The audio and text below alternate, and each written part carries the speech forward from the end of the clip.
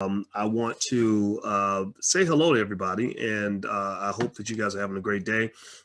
Today is a day that I get a chance to talk about something that's important. It's a very important cause, very important issue, and it has to do with Black women and cancer. That at least that's what's on my mind today. And so my special guest today is Miss Tiffany Stoner. Tiffany is the founder of Inga's House, and Inga's House helps women that single women that are dealing with cancer. And so before I even talk anymore, I want to ask Tiffany, how you doing today? Doing great, boys. How are you doing?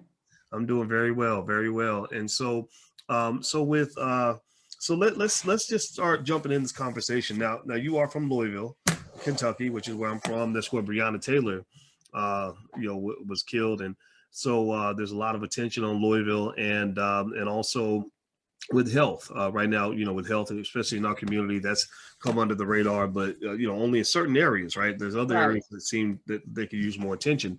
And so you and I had talked, and you were telling me about cancer and the challenges that single women have to endure when they face cancer and facing it alone and the difficulties of that. And so let's start at the beginning. So you had a cousin named Inga Yes. who dealt with breast cancer, and that inspired you to take action to help other people. Can you kind of talk about that? Yes. My first cousin, Inga Debro, she was diagnosed with breast cancer at the age of 42. And she was first initially diagnosed with, initially she went to the doctor and because she had a lump come up on her breast.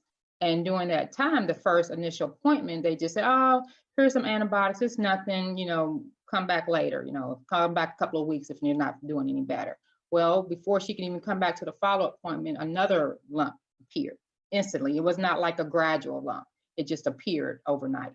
And so she went back and the lady had asked, started asking her more questions. Was she a smoker? Which she was. Had she ever had a mammogram? Which she did not. And then they began to run more tests because she insisted on it. And then that's when she was diagnosed with stage 3 and 4 breast cancer. Wow. So Inga, tell me about the relationship. Was she a cousin or a very close cousin? I mean, what? She was a very close cousin. She was my first cousin. My mom and her dad are brothers and sisters, and we pretty much grew up together. As kids. When my dad would come in town, he would always take me to my aunt, or I would go by there. So we were really close. As we got into my late teens, we really became closer. As I was going off to college, but she stayed in Louisville.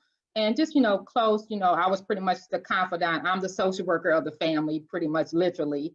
So she would always, give me her burdens. And so with her health burdens, and I would always, try to encourage her to go see about it. But she was very health conscious too. Don't get me wrong. She was health conscious, but during those difficult moments, she would always talk to me.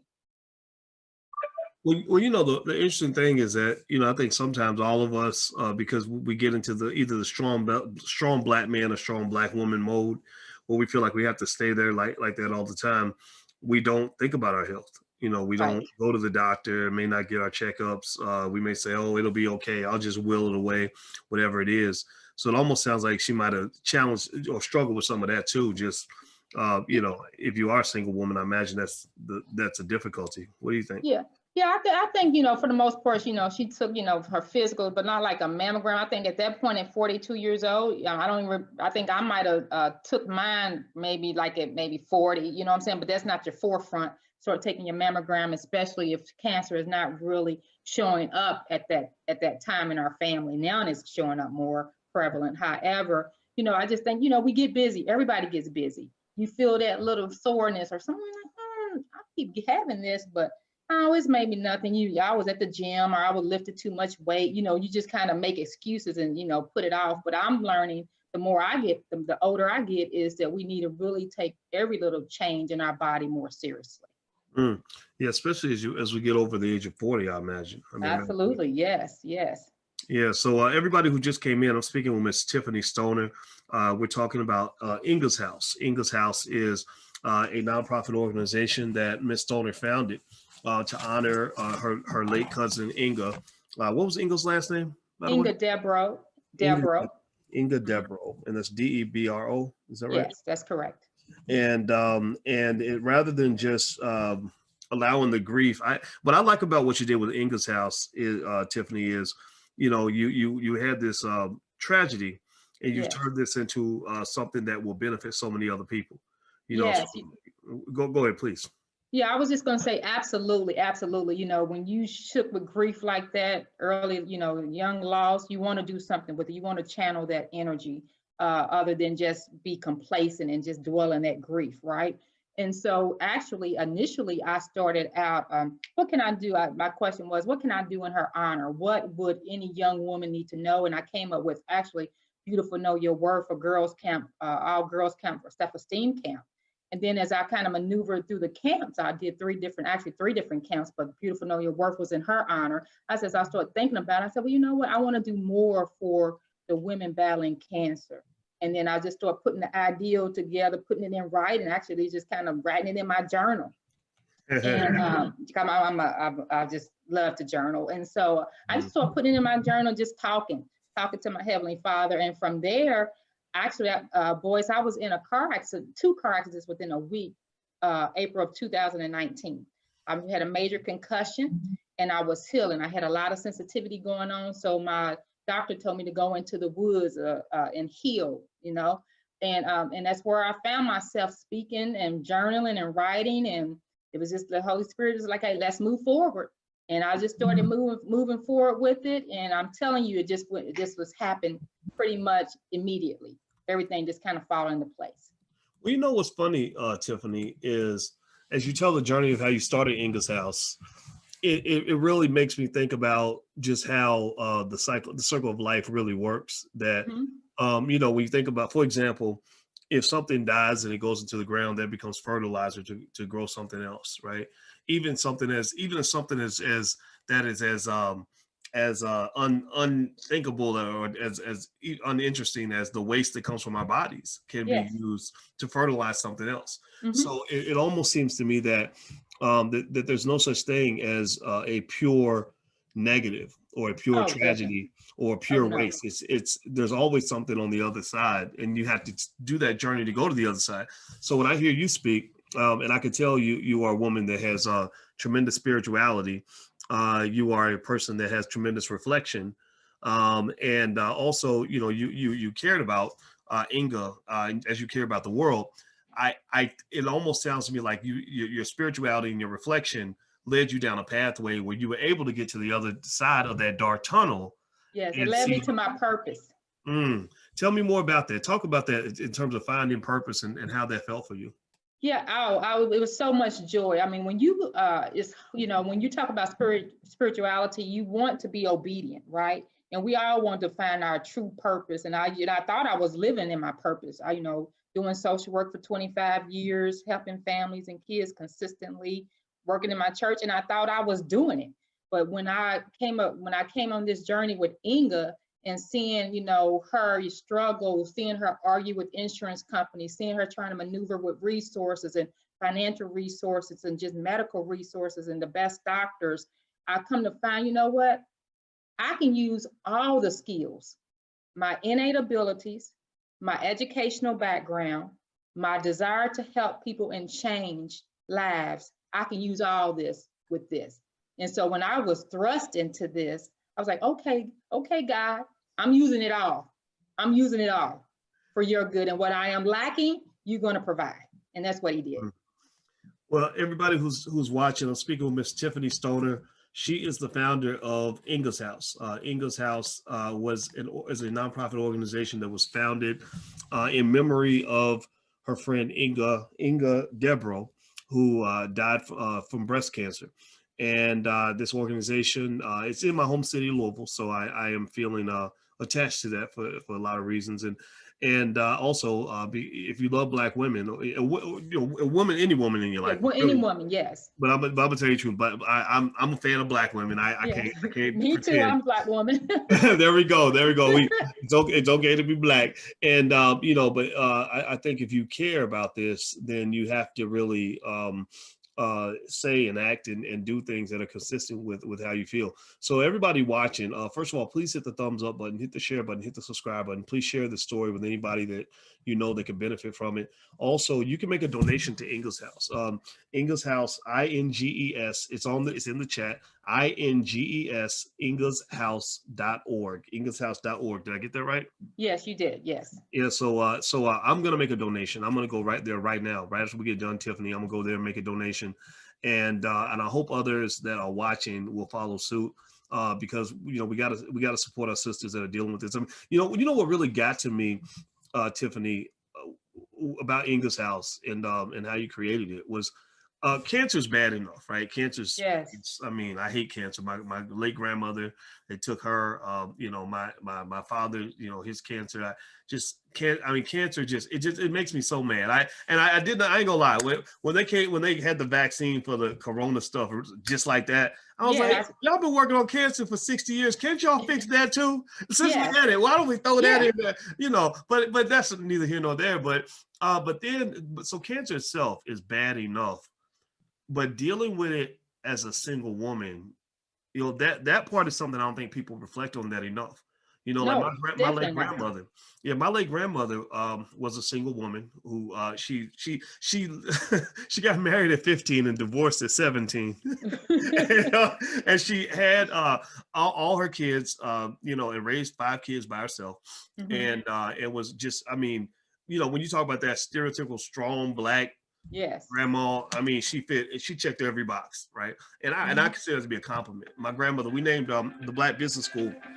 We named the Panther in the Black Business School after my grandmother, Felicia.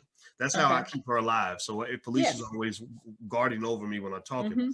And so anyway, my grandmother, I did not know this actually until she died, that she has struggled with different kinds of cancer for like 25 years. Wow.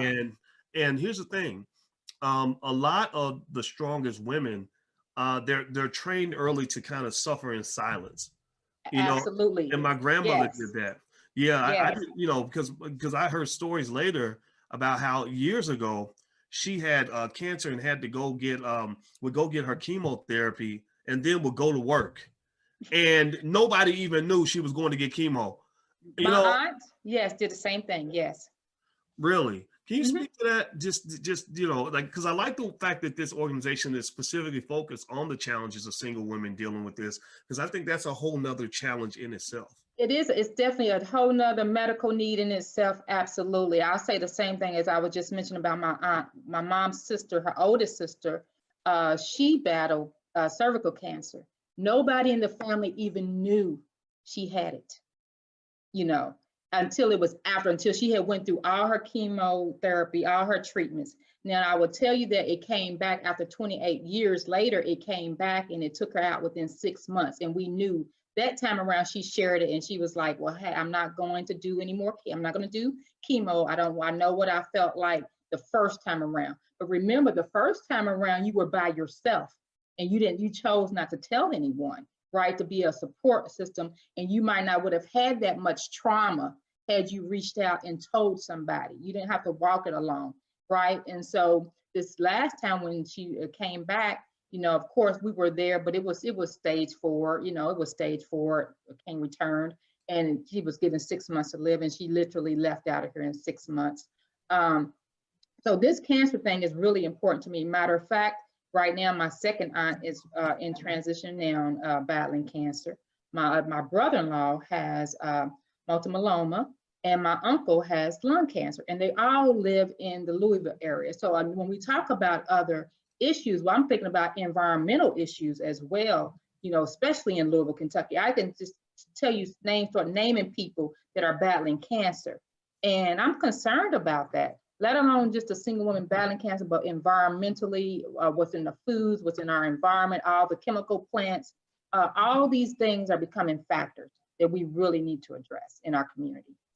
Well, it's interesting you mentioned that, Tiffany, because, I mean, being in Louisville, Kentucky's been, in the national spotlight for months Mm-hmm. now.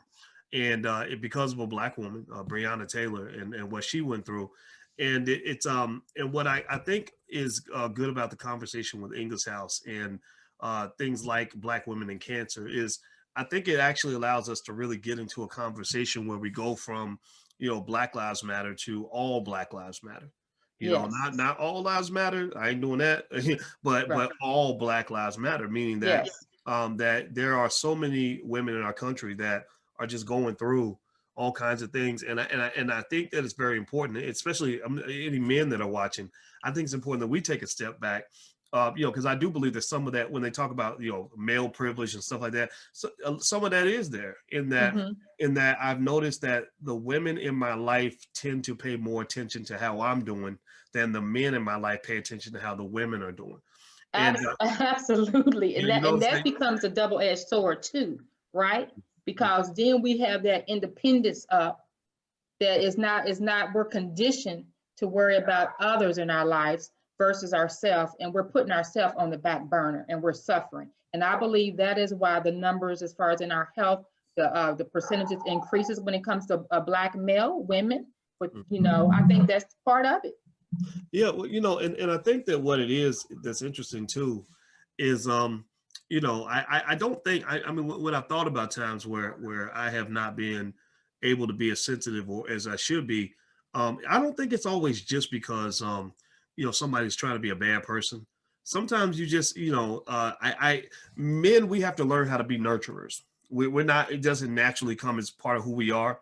And so when I think about the women that really nurtured me, there was never an expectation that I return the favor. I always thought of my role as the man to provide and protect, right? And we've had even a breakdown of some of that, you know, Absolutely. you know. Yes. And so I really think that when you're talking about Black women and the cancer issue, and I am also thinking about Black people and the family issue, just how men and women deal with each other, just everything from love and relationships to even how you deal with a Black woman that, I keep saying Black women, but I know you mean all women. Oh, I don't. yes. Yeah, but you know, how do you even deal with women that are just in your space, that are your friends, that work with you?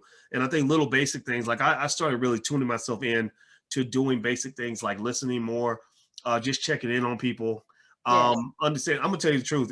It doesn't make a big difference to me if my friends, like I have some of my guy friends, we don't really call each other and say, hey, you know, how are you doing, man? Are you feeling okay? Like, we don't do that. You know, we say solve your own problems, right? But Yeah, I you're learned on the surface. You were just on the surface. How you doing today? we really do. And I'm gonna tell you, but it's like, but I really started thinking, how can I, as a man, do a better job in that role? And I think all men, as an aspect of self improvement, really have to think more about these sorts of things, because you have so many women. I read a book, Black Pain, by Terry Williams, and Terry, she lives in New York, and she's a friend of mine, and she talked about how many Black women are struggling with depression, and they don't even know it's depression. Yeah, They, no, they, because so I mean, did you want to speak to that? Please go ahead. yeah, absolutely. I will speak to that.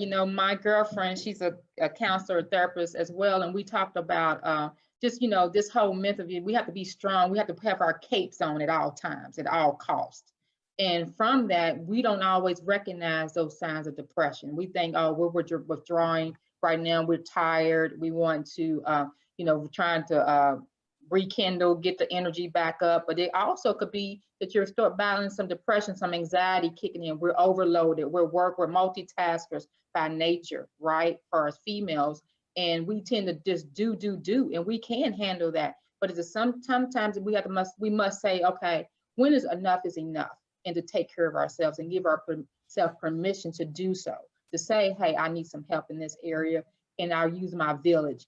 I think we've really gotten away from utilizing our village because we're supposed to be this independent, strong, pull yourself up by your bootstraps type of deal. And we have to get back to the village, coming together and helping one another in need of crisis, whether it's a medical crisis or whether it's depression, because the depression is real in the Black community.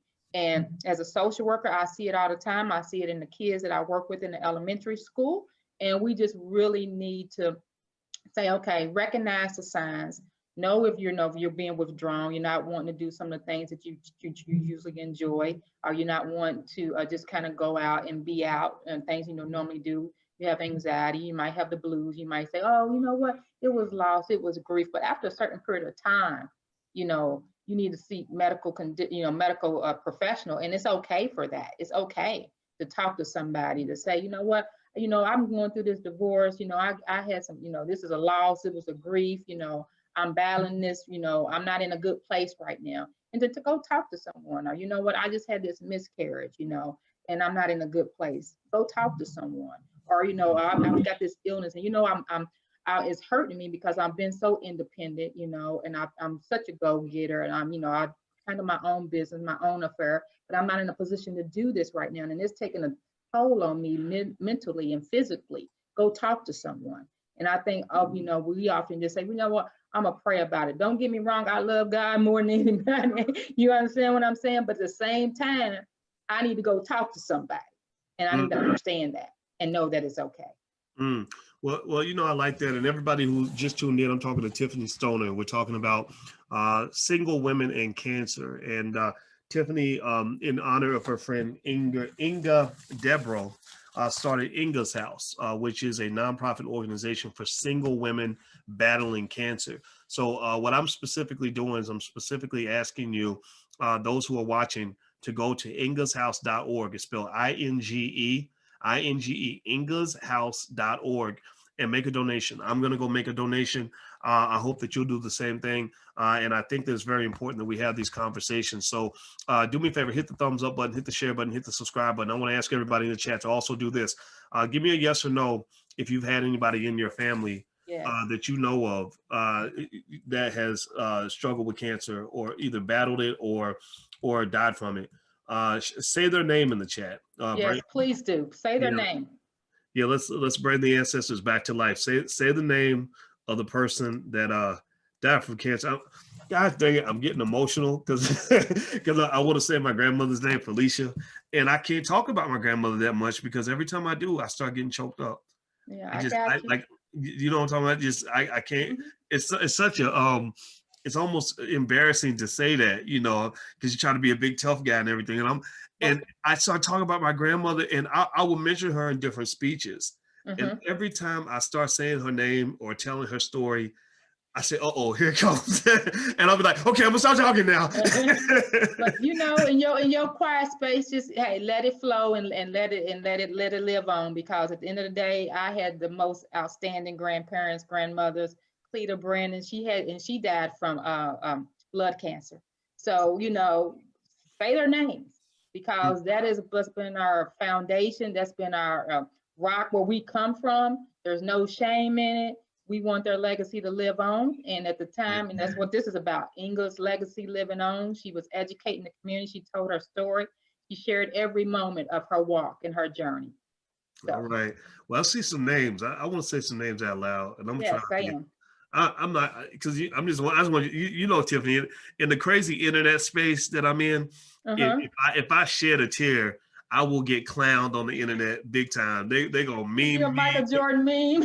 They will turn me into a meme. So I got to be careful here. But I'm gonna say some names, and I tell you what, I feel like when we say their names, I really feel like we're really breathing life into these ancestors, like that coming back, and I see Latanya Marie Harvey, Elizabeth, Auntie Queenie. Say some more names, guys, and I'll try to mention as many names as I can. And of course, Felicia, my grandmother, Inga, who inspired Inga's House. So tell me this. So Tiffany, in your background, you are is it social work? Is that what you're trained in? Yeah, I have an undergraduate degree in social work, but my master's in school counseling. Okay. And so it almost sounds like you have also, in addition to your work with Inga's House, kind of a bent toward empowerment for maybe girls in particular. Can you kind of talk about that? Because you had an organization for young girls too, right? Yes, I do. I do summer camps as well in the summertime. I do Beautiful Know Your Worth, as I mentioned earlier. It's a girls camp for girls, self-esteem camp to kind of self-empowerment. We talk about knowing your worth. What does that mean? What does it look like? Knowing your worth as far as understanding what your thoughts are, where you want to be, where you want to go, how you're going to get there, who's going to help you. And, we talk about depression. We talk about anxiety. We talk about boys, we talk about all these things. It's geared towards girls 13 to 18 years old. So we talk about the multifaceted. We talk about the media. What is it? The impact it has on you. What are your thoughts about yourself, relationships, backgrounds? We talk about all those things in a week-long camp. We also do Destined for Greatness. It's an all African American males camp that I bring in nothing but African American men, that they see professional Black men, they see men that's in trade, drywall, construction. They see in the Black engineer, they see the MBA person, because I think it's important that we teach our kids that, hey, you can accomplish anything, but also for them to have an outlet to be able to express themselves. So that's in my third camp is Future Advocates, finding your purpose and finding your compassion, finding your passion and your compassion. And I teach boys and girls in this particular camp about philanthropy, giving back, teaching them how to write grants, showing them, how to do windshield surveys, how to look at their community and look beyond of what you're seeing and what is the needs of your community, because it starts at a young age. It's not automatic that people want to serve. It's a blessing if you have that gift. God's giving you that gift, but if it's not, it has to be developed. And so just really teaching youth to be develop those skills and understand what that means to do community outreach and to give back. All right. Well, I love that. I love that a lot. And I'm going to read some of the names. I see some of y'all put some names in here of cancer survivors or cancer victims in your family. So let's bring some ancestors back to life real quick. I see Sister Billette, my cousin Chris, and now my youngest sister Hope. Tara, the Cherokee native, says that. Cancer survivor Rose Noble, 87 years young, from Gwendolyn. Strong family history of several different cancers. Glenette Sutton's sister. I see Carol. I see Claire, Calvin, Tracy. Dosarine, that's a great name. And Ralph, my dad from Leela. God bless you. Beverly Jean Johnson. Oh, sorry, Beverly Jean Dawson. Excuse me, Beverly Jean Dawson. Dr. Hadia Nicole Green, a Black scientist, discovered a cure for cancer. Okay, says Tara. They will be broadcasting it. Okay, well, that would be nice. I'm going to check that out. Yeah, let's see here. Let's see. All three of my aunts live well, says Dominique, and was blessed to die in their sleep. My aunt Gloria, my aunt Carol. All right. Well, Ashe, and God bless all your ancestors. And I'm gonna tell you what, Miss Stoner, I love what you're doing with Ingalls House. I think that what you're doing is great, and I'm asking everybody that's watching, ingleshouse.org, INGE, Ingalls House, INGES, ingleshouse.org, which is a nonprofit organization devoted to single women fighting with cancer, so they don't have to go through this alone. I hope that you'll support this. We have to support our own institutions if we want them to grow. And also, I did actually gather some information. I was reading some on WebMD about Black women and cancer, and of course, I'm not going to read too much about it, but I will say that the leading cause of cancer for Black women is breast cancer, and by far the most common cancer among all women, Black or white. And so that was what Inga passed from. The incidence of breast cancer is lower among African American women, yet this group has a higher rate of breast cancer deaths, possibly because cancers tend to be detected at later stages in Blacks than whites. Consequently, Black women are less likely to survive when cancer strikes. Their 5-year survival rate is 71% compared to 87% for white women. The survival rate for Black women jumps to 89% if the cancer is diagnosed. So if you get it diagnosed, then you can actually have a longer chance of survival. Yet 44% of newly diagnosed breast cancers found in African American women have spread to areas beyond the breast, compared to 35% for white women. So what to do? The breast self-exam and mammography are vital. Early diagnosis is critical. The other forms of cancer, number 2 on the list is the one that got my grandmother, which is colorectal cancer. And it's a case of good news, bad news, according to WebMD. The drop in deaths from colorectal cancer since the early 90s is the second biggest reason for the overall decline in cancer deaths among women. Yet Black women continue to be at greater risk for the disease, with a reported 46.7 cases per 100,000 for the period from 1987 to 1991, compared with a rate of 39.9 for women. So the data is a little bit old, but I think it still applies. Number 3 for cancers is lung cancer. That's the third most common cancer among Black females. It is also one of the most preventable. Tobacco smoking is the principal culprit. Lung cancer deaths among Black women may grow, given that smoking rates among African American teens have increased. The number 4 on the list is cervical cancer. Cervical cancer is one cancer that, quote, we're well on the way in this country of conquering, according to the doctor that they're speaking with here. So maybe some progress is being made. Not enough progress is being made. And so I encourage everybody to get informed about health. Get your checkups, find out what's going on with your body. Don't run away from the doctors and stuff like that. You got to go and find out what's going on and take control of that. So with that being said, I would like to give you the last word. And just so everybody knows, this is Miss Tiffany Stoner, founder of Inga's House, which is a nonprofit organization for women, single women battling cancer. The URL is ingashouse.org. It's in the description, in the bio. I'll put it in there, ingashouse.org, INGE. Please make a donation. I will make a donation. So Ms. Stoner, did you have any final thoughts? Yes, I just want to also say that we really have to also watch our diets, in the Black community. I can't say it enough. Sugar. Cancer feeds off sugar. Inflammation in the body.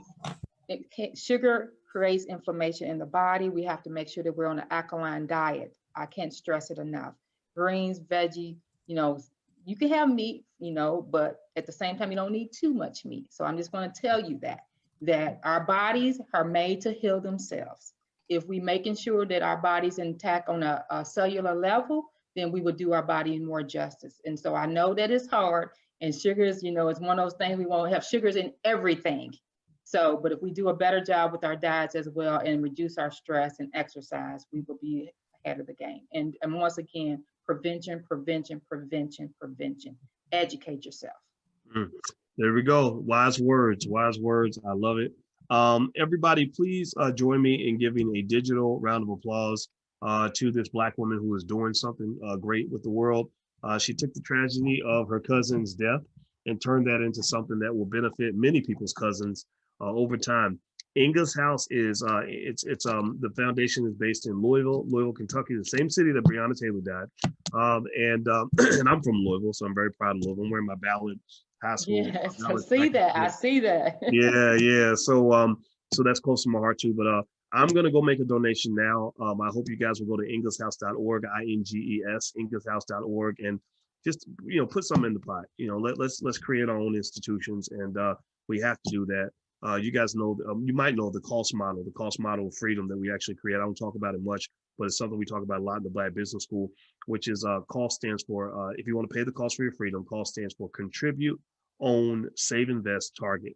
So contribute means that if you want Black institutions to grow, we must be the benefactors of those institutions. We must pay it forward to build the institution. So the contribute part is the first part of the cost model. So let's pay the cost for our freedom, and let's also stand by our awesome women in the community, especially like Miss Stoner. So Miss Stoner, I'm gonna have you back. I can tell you smart, very well spoken, and you got a lot going on. You got English, you got all those camps, and so tell me, I'm busy. Everybody say something in the chat. Let me know if you think I should bring Miss Stoner back. I think she's a smart lady that has a lot of great things to add to the world. So we can talk again in the future. So anyway, guys, hit the thumbs up button on your way out, and God bless you. And the URL is right there in the chat, ingashouse.org, INGES.